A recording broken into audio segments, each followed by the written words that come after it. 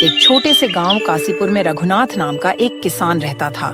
कासीपुर गांव दूर दूर तक फैले खेतों और बागों के लिए प्रसिद्ध था।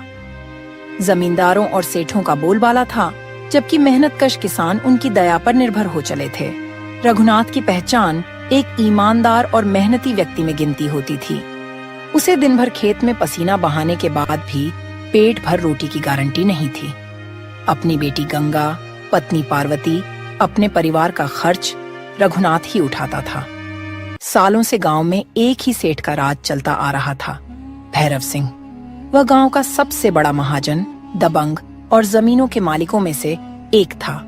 जिस पर उसकी नजर टिक जाती तो उसे हासिल करने का वह हर संभव प्रयास करता, चाहे वह जमीन हो, धन हो या किसी के घर की इज्जत। लोगों के मन में उसका डर बैठा हुआ था, इसलिए वह खुलकर अत्याचार करता और अपनी मनमानी चलाता था। गांव के बुजुर्गों का कहना था कि कभी कासीपुर खुशहाल था, लेकिन भैरव सिंह के अत्याचारों के कारण लोग पलायन करने लगे। बहुतों ने अपनी जमीनें बेच दी और जो बचे वे साहूकारी कर्ज तले दबे हुए थे। रघुनाथ भी उन्हीं लोगों में शामिल था जिस पर भैरव सिंह का कर्ज चढ़ा हुआ था। पिताजी, आज आपको खेत पर कुछ देर से जाना चाहिए। आप रात भर ठीक से सो नहीं पाए हैं। रात भर आपको बुखार था, जरा आराम कर लीजिए। बिटिया, अगर मैं देर से खेत में गया तो खेत का काम रुक जाएगा। फसलें पहले ही कमजोर हैं। अब मैं और देर तक बर्दाश्त नहीं कर सकता। मुझे खेत में जाकर खूब मेहनत करना होगा, तब जाकर फसल उगेगी। गंगा को पिता की मेहनत का अंदाजा था।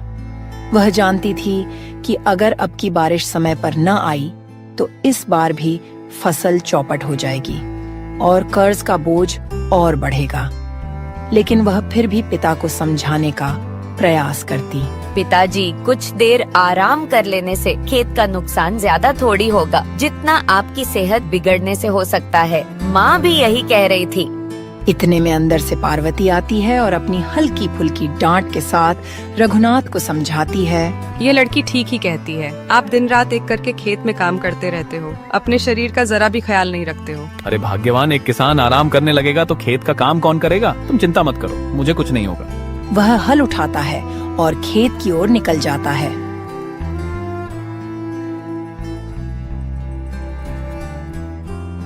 गंगा भी अपने घड़े लेकर पास के कुएं पर पानी भरने चली जाती है। वहां उसकी मुलाकात पड़ोसी किसान माधव की बेटी सुनीता से होती है। दोनों सहेलियां देर तक बात करती हैं। देख रही हो सुनीता, किस तरह हमारे गांव से ये गरीबी और डर खत्म होगा। और हमारे पिताजी भी सेठ से रकम ब्याज पर लिए हैं। पिताजी दिन रात मेहनत करके भी पूरी रकम नहीं चुका पा रहे हैं। ऊपर से सेठ की गंदी नजर हर लड़की पे रहती है। पता नहीं हम गरीबों का कैसे गुजारा होगा। हाँ गंगा, तुम सही कह रही हो। पता नहीं हमारे गांव का क्या होगा। दोनों बातें कर रही थी। उधर खेत पर रघुनाथ खेत में काम कर रहा था, किंतु सच यही था कि उसकी फसल लगातार पिछले 2 साल से खराब हो रही थी। कभी ओलावृष्टि तो कभी सूखा से। पर रघुनाथ का हौसला टूट जाता था। उसे यकीन था कि कड़ी मेहनत और ईश्वर की दया से एक दिन उसका भी अच्छा समय आएगा। सेठ भैरव सिंह का बड़ा सा हवेली नुमा घर गांव के ठीक मध्य में स्थित था। किसी को सहज ही अंदर जाने की इजाजत न थी। बाहर चारों ओर उसके लठैत तैनात रहते थे। गांव का जो भी आदमी वहां उधार या किसी फरियाद के लिए जाता तो वह बिना डर के अंदर पैर नहीं रख पाता था। उसकी दबंगई से मानो सबकी हालत खराब रहती थी। जमीनों पर जबरन कब्जा करने, ऊंची सूद पर कर्ज देने और खूबसूरत औरतों को परेशान करने के उसके कुख्यात किस्से आम थे। लेकिन गांव वाले मजबूरी के चलते सब सहते थे। कल्लू, वो रघुनाथ वाला खेत कैसा चल रहा है? सुना है कि इस बार भी फसल डगमगा रही है। जी सेठ जी, बारिश नहीं होने के कारण फसल सूखती जा रही है। रघुनाथ हमसे बीज के लिए कर्ज लिया था, पर वह अभी तक नहीं चुका पाया। बहुत जल्द वह कर्ज लेने आपके पास दौड़ा आएगा। चलो अच्छा है, जितना दबाव बढ़ेगा उतनी जल्दी वह अपनी जमीन मेरे नाम करने को मजबूर हो जाएगा। फिर अगले दिन भैरव सिंह कल्लू के साथ खेतों में जाता है जायजा लेने। तभी रघुनाथ की बेटी रघुनाथ को दोपहर का खाना देने जा रही थी। तभी भैरव सिंह की नजर गंगा पर पड़ी तो वह कल्लू से पूछता है, अरे कालू, यह रघुनाथ की बेटी तो दिन पे दिन खूबसूरत होती जा रही है, लगता है कुछ करना पड़ेगा। हाँ, मालिक, रघुनाथ की बेटी की चर्चे पूरे गांव में हो रही हैं। बड़ी सुंदर, गोरी चिट्टी, सीधी सादी लड़की है। भैरव सिंह की आंखों में गंदी लालच की लहर दौड़ जाती है। वह मन ही मन सोचने लगता है, रघुनाथ की बेटी को मैं किसी भी कीमत पर पाना चाहता हूँ। यह गरीबी में पड़ी लड़की अपने सौंदर्य से मेरे घर को रोशन कर देगी और रघुनाथ विरोध करने की हिम्मत भी नहीं करेगा। कर्ज का दाव चलाकर उसे झुका दूंगा। सेठ भैरव सिंह की ये गंदी सोच उसके भीतर दबी आग की तरह धधक रही थी। गांव वाले इस सच से अनजान नहीं थे कि सेठ कभी भी किसी गरीब की बेटी पर नजर डाल सकता है। लोग मन ही मन डरते थे, पर उनमें खुलकर विरोध करने की हिम्मत किसी में न थी। कुछ दिन बीतते हैं और एक दिन गंगा अपने सहेली के साथ पानी लेने के लिए जा रही होती है। उसी बीच सेठ भैरव सिंह अपने लठैत के साथ गांव में आया। उसके आते ही कई लोग डर गए और एक तरह की खामोशी छा गई। भैरव सिंह अपनी गंदी नजर से देखते हुए गंगा से बोलता है, अरे गंगा, तुम कहाँ जा रही हो? तुम्हें पानी की इतनी दिक्कत है कि तुम पानी लेने कुएं के पास जा रही हो। इतनी परेशानी मुझे देखा नहीं जा रहा है। सेठ जी, इस गांव में पानी की बहुत दिक्कत है, इसीलिए पानी लाना जरूरी है। लेकिन मेरी घर की बहू बेटियां तो कुआं से पानी नहीं लेने जाती हैं। मेरे घर मिनरल वाटर की मशीन लगी है। गंगा, तुम बहुत भोली हो। मुझे तो तुम्हें ही अपने घर की बहू बनाना है। मैं तो तुम्हें ही अपनी पत्नी बनाऊंगा। कितने दिन से तुम मेरी नजर में गड़ी हो। अगर मेरी घर की बहू बनोगी तो राज करोगी राज। इतना कहकर वह अपनी लाल आंखों से उसे घूरता है, मानो कोई शिकार देख रहा हो। गंगा सहम जाती है। आसपास के लोग भी ये वाक्य सुन लेते हैं। कुछ का तो खून खौल उठता है, पर सेठ से उलझने की हिम्मत किसी में नहीं थी। सेठ जी, ये कैसी बातें कर रहे हैं? आप हमारे पिता के उम्र के हो और आपको ऐसी बात करने में शर्म आनी चाहिए। मेरे पिता इसका जवाब तुम्हें देंगे। अच्छा, तो तुम्हारी इतनी हिम्मत की तुम मुझसे जुबान लड़ा रही हो, तो ठीक है, तुम अपने पिता को बोलना कल तक मेरा कर्ज चुका दें, या फिर सोच लो तुम्हारा बुरा हाल हो सकता है। इतनी बात सुनकर गंगा के माथे पर पसीना छलक आया। वह समझ चुकी थी कि सेठ अब अपने कर्ज की आड़ में कुछ भी करेगा। सेठ वहाँ से गुस्से से लाल होकर वहाँ से चला गया। तभी गांव का एक आदमी बोला, गंगा, तुम्हें कुछ नहीं होगा, हम सब तुम्हारे साथ हैं। जाओ, अब घर जाओ। जब गंगा घर पहुंची तो रघुनाथ पहले से ही वहाँ मौजूद था। उसके चेहरे पर भी चिंता की लकीरें थीं। वह गांव में हुए वाक्य से अनजान था, लेकिन इस बात से परेशान था कि भैरव सिंह ने अपने किसी आदमी को भेजकर कर्ज चुकाने का नोटिस भिजवाया था। जब रात हुई तब गंगा ने सारी बात सुना दिया कि कैसे भैरव सिंह ने उसे खुलेआम अपनी पत्नी बनाने की बात कही और कर्ज वसूलने की धमकी दी। पार्वती यह सुनते ही परेशान हो गई। हे भगवान, अब हम क्या करेंगे? हमारी नाजुक सी लड़की पे उस दुष्ट भैरव सिंह की गंदी नजर पड़ गई। अब हम क्या करेंगे? गंगा के पापा, ये तो बहुत बुरा हो रहा है हमारे साथ। माँ, डरने की बात नहीं है, हम पिताजी के साथ हैं। माँ, जिसके सिर पर पिता का हाथ होता है उसका कोई बाल भी बांका नहीं कर सकता, और पूरा गांव भी हमारे साथ है। पिताजी कुछ ना कुछ रास्ता जरूर निकालेंगे। यह तो बहुत चिंता की बात है बेटी। मैं किसी भी हाल में भैरव सिंह का कर्ज चुका दूंगा, नहीं तो वह बार बार परेशान करेगा और हमेशा वह अपनी बुरी नजर से तुम्हें देखेगा। पता नहीं हम गरीबों का क्या होगा, और वह कुछ भी कर सकता है। देखो, इस बार किसी भी हाल में खेत से कुछ न कुछ फसल निकालनी होगी, तभी हम किसी तरह भैरव सिंह का कर्ज उतार पाएंगे। मैं कल ही से दुगुना मेहनत करूंगा। गंगा, तुम भी थोड़ा बहुत मेरी मदद कर देना। पिताजी, मैं हर काम के लिए तैयार हूँ, बस आप चिंता मत कीजिए। हमें कोई नहीं तोड़ सकता। हम खूब मेहनत करेंगे और भैरव सिंह का कर्ज चुका देंगे। वैसे भी जिसके सर पर पिता का हाथ हो तो उसका कोई बाल बांका नहीं कर सकता है। उसकी आंखों में आंसू थे, पर हौसला भी था। उस रात परिवार के किसी सदस्य को ढंग की नींद नहीं आई। किसी के मन में डर तो किसी के मन में गुस्सा, तो किसी के मन में हताशा थी, पर सबके बीच एक कड़ी थी, साथ रहने की, एक दूसरे का हाथ न छोड़ने की। अगले दिन की सुबह होता है तो रघुनाथ ने गांव के सरपंच अयोध्या प्रसाद के घर गया। वहां कुछ और गांव वाले पहले से ही खड़े थे। सबको पता था कि सेठ भैरव सिंह का अत्याचार बढ़ता जा रहा है। जब रघुनाथ ने उन्हें सारी बात बताई तो सरपंच जी बोले, रघुनाथ बेटा, हम लोग भैरव सिंह से सीधा टकराने से डरते हैं, लेकिन अब पानी सिर से ऊपर जा रहा है। अपनी बेटियों की सुरक्षा करने के लिए हमें कुछ करना ही होगा। तुम सब जानते हो भैरव सिंह पर तो पुलिस वाले भी हाथ नहीं डालते। वह अपने रसूख का इस्तेमाल करके शहर के नेताओं तक को मैनेज कर लेता है। लेकिन इसका मतलब यह नहीं कि हम हाथ पर हाथ धरे बैठे रहें। सभी ने मिलकर तय किया कि पंचायत की ओर से भैरव सिंह से अनुरोध किया जाएगा कि वह कर्ज वापस लेने के लिए थोड़ा समय दे दे और साथ ही खुलेआम किसी किसान की बेटी पर बुरी नजर न रखने के लिए उसे चेतावनी दिया जाएगा। अगले दिन पंचायत बुलाने का संदेश पूरे गांव में फैल गया। शाम को मंदिर के सामने चौपाल लगी थी। गांव के ज्यादातर लोग इकट्ठा हुए थे, लेकिन भैरव सिंह या उसके लठैतों में से कोई भी नहीं आया। तभी भैरव सिंह का चपरासी वहां आया और बोला, सेठ जी ने संदेश भेजा है कि पंचायत आज नहीं कल होगी। अगर किसी को कुछ कहना है तो कल उनकी हवेली पर आए, वरना अपनी अपनी राह देखें। यह सुनकर लोगों में आक्रोश तो था, पर एक मजबूरी भी थी कि भैरव सिंह की मर्जी के बगैर पंचायत आगे नहीं बढ़ सकती थी। रघुनाथ मायूस होकर घर लौटा आया। गंगा को जब पता चला कि भैरव सिंह ने फिर से अपनी मनमानी चलाई तो उसका मन और उदास हो गया। पर उसे थोड़ी राहत थी कि कम से कम गांव के लोग अब खुलकर विरोध करने की बात सोचने लगे हैं।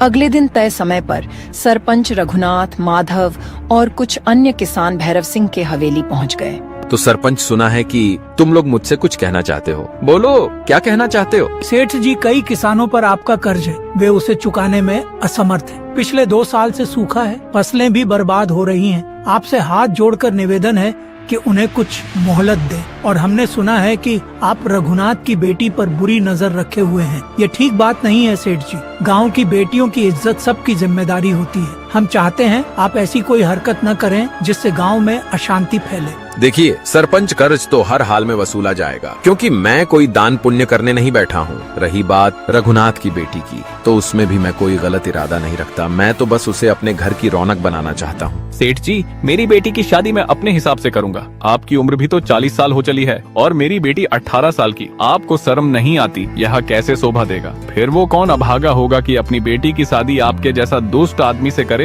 आप क्यों जबरदस्ती कर रहे हैं? हम गरीबों को चैन से जीने क्यों नहीं देते हो? चुप रहो रघुनाथ, बहुत जबान चलने लगी है तुम्हारी। याद रखो कि तुम मुझ पर कर्जदार हो।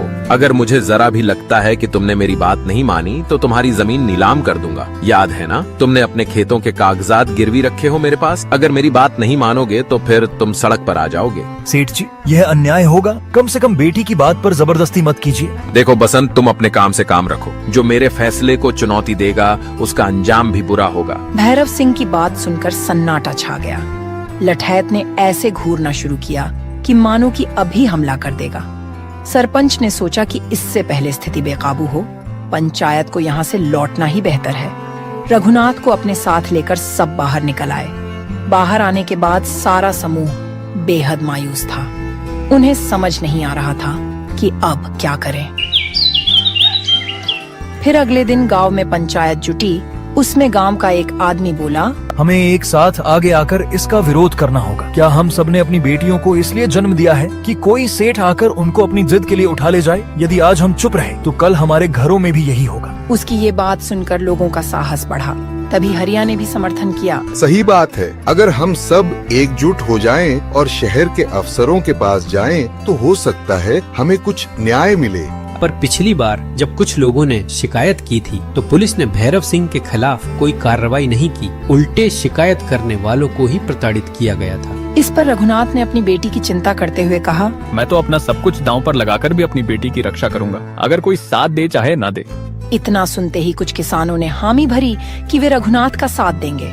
लोगों को लगा कि अब समय आ गया है कि सब अपनी ताकत दिखाए। भले ही सेठ के पास धन और लठैत हैं, मगर गांव वालों के पास संख्या बल और न्याय की भावना थी। घर पर गंगा को यह सब पता चला तो वह भी मजबूत हौसले के साथ तैयार हुई कि सेठ भैरव सिंह के आगे झुकना नहीं है। कुछ दिन बीतते हैं। रघुनाथ पहले की तरह दिन रात खेतों में जुटा रहा। वह सेठ की धमकियों के बावजूद मेहनत नहीं छोड़ता। इस बीच सेठ भैरव सिंह अपने तरीकों से रघुनाथ और गांव वालों को डराने में लगा रहा। कभी उसके लठैत रात में किसी किसान के खेत में आग लगा देते तो कभी किसी के घर चोरी हो जाती। गांव के लोगों के मन में दहशत फैल जाती। वे समझते कि यह सब भैरव सिंह करा रहा है। एक दिन अचानक गांव में एक नौजवान आया, अच्छी कद काठी, चेहरे पर तेज और हाथ में छोटा सा झोला लिए। कुछ लोगों ने पहचाना, ये अमन है, रघुनाथ का बचपन का मित्र, मोहन का बेटा। अमन को शहर में नौकरी लग गई थी, वह सालों से वहीं रह रहा था। प्रणाम काका, क्या हाल है? सब ठीक तो है ना? ये गांव में बहुत कम आदमी नजर आ रहे हैं, क्या बात है? तब गांव के लोग जब उसे सारी बात सुनाया कि गांव में लोगों को सेठ भैरव सिंह के अत्याचार झेलने पड़ रहे हैं, तो वह बहुत दुखी हुआ। वह सबसे पहले रघुनाथ के घर गया। रघुनाथ और पार्वती उसे देखकर भावुक हो गए। गंगा ने उसे पहले कभी देखा नहीं था, क्योंकि वह बहुत छोटी थी जब अमन गांव छोड़ गया था। अमन ने आते ही कहा, चाचा, मैंने शहर में कुछ साथियों के साथ मिलकर एक संस्था बनाई है जो ग्रामीण क्षेत्रों में अन्याय और शोषण के खिलाफ आवाज उठाती है। आप मुझे सब कुछ विस्तार से बताइए। रघुनाथ को थोड़ी सी आशा की किरण दिखाई।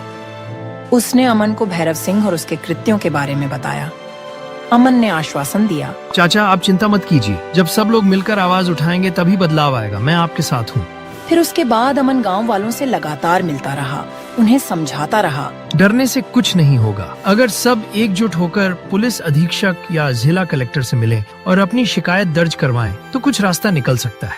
पहले तो लोग हिचकिचाए, फिर धीरे धीरे 3-4 किसान तैयार हो गए। सभी ने मिलकर एक आवेदन तैयार किया, जिसमें स्पष्ट लिखा गया कि भैरव सिंह जबरन किसानों की जमीन हड़पना चाहता है, कर्ज की आड़ में अत्याचार करता है और गांव की बेटियों पर बुरी नजर रखता है। कुछ महिलाएं भी इसमें अपने हस्ताक्षर करने को तैयार हुईं, जिनके परिवार भैरव सिंह के डर से गांव छोड़कर जा चुके थे या प्रताड़ित हो रहे थे। रघुनाथ और अमन इस आवेदन को लेकर जिला मुख्यालय गए। वहां उन्हें एसडीएम, उप जिलाधिकारी से मिलने का वक्त लिया। तब एसडीएम थोड़ा गंभीर हुए। उन्होंने रघुनाथ की स्थिति पर तरस भी दिखाया और एक टीम भेजने का वादा किया जो गांव में जांच करेगी। इधर गांव में खबर फैल गई कि रघुनाथ और अमन सीधे अफसर से मिलकर लौटे हैं। इस बात की खबर सेठ भैरव सिंह को भी मिल चुकी थी और वह अंदर ही अंदर उबल रहा था। यह गांव वाले इस तरह नहीं मानेंगे, इन्हें तो सबक सिखाना ही होगा। कल्लू, तुम उस रघुनाथ को सबक सिखा दो और उसकी बेटी को मेरे पास जबरदस्ती लेकर आओ। अब तो उसके साथ जबरदस्ती ही करनी होगी। वह सोचने लगा कि अब उसे कोई ऐसा कदम उठाना होगा जिससे गांव फिर से उसकी मुट्ठी में आ जाए। उसी शाम रघुनाथ अपने खेतों को देखकर लौट रहा था। सूरज ढल चुका था और अंधेरा गहराने लगा था। रास्ता सुनसान था। तभी 2 लठैतों ने उसे घेर लिया। उन्होंने रघुनाथ को जमीन पर गिरा दिया, लात घूंसों से मारा और बोले, अब जाएगा अफसर के पास शिकायत करने, अब भुगतो। रघुनाथ चीखता रहा, मगर किसी ने उसकी आवाज नहीं सुनी। वह जमीन पर लहूलुहान हो गया। इसके बाद वे लोग उसे वहीं बुरी हालत में छोड़कर भाग गए। कुछ देर बाद गांव का एक आदमी उधर से गुजरा, जिसने रघुनाथ को देखा और उसे उठाकर घर लाए। डॉक्टर को बुलाया गया, जिसने बताया कि हड्डी में फ्रैक्चर है और शरीर के कई हिस्सों में चोटें हैं। रघुनाथ को आराम और इलाज की सख्त जरूरत है। गंगा ने अपनी आंखों में आंसू भरे बोलती हैं, माँ, ये सब सेठ के आदमियों ने किया है। अब मैं चुप नहीं बैठूंगी। अब मैं उस भैरव सिंह को सबक सिखा कर रहूंगी। फिर अगले दिन जब रघुनाथ की पत्नी पानी लेने गई थी, तब भैरव सिंह के लठैत रघुनाथ के घर आए और गंगा को जबरदस्ती उठाकर ले जाने लगे। बेचारा रघुनाथ इतना चोटिल हो गया था कि वह उठ भी नहीं पा रहा था कि अपने बेटी को बचाए। वह चिल्लाता रह गया, बचाओ बचाओ, कोई तो मेरी लड़की को बचाओ। जब यह बात अमन को पता चली तो वह तुरंत पुलिस में रिपोर्ट किया। अब पुलिस भी गांव वालों की बात मानने को मजबूर थे, क्योंकि उच्च अधिकारी की नजर भैरव सिंह पर थी। पुलिस भी मजबूर थी भैरव सिंह को गिरफ्तार करने को। वह तुरंत फिर भैरव सिंह के घर जांच पड़ताल के लिए गए। पुलिस ने भैरव सिंह के घर पर छापामारी की, जहां पर गंगा को बांधकर भैरव सिंह उसके साथ गलत काम करने वाला था। पुलिस ने उसे गिरफ्तार किया और कई जमीनों के फर्जी कागज, लोगों के हस्ताक्षर से संबंधित फर्जी दस्तावेज मिले। सरकारी अफसरों को घूस देने के सबूत भी मिले। इस सब के चलते भैरव सिंह पर मुकदमा दायर हुआ और उसके लठैत भी गिरफ्तार होकर जेल चले गए। कुछ दिन के बाद गांव के लोग सुकून से रहने लगे थे।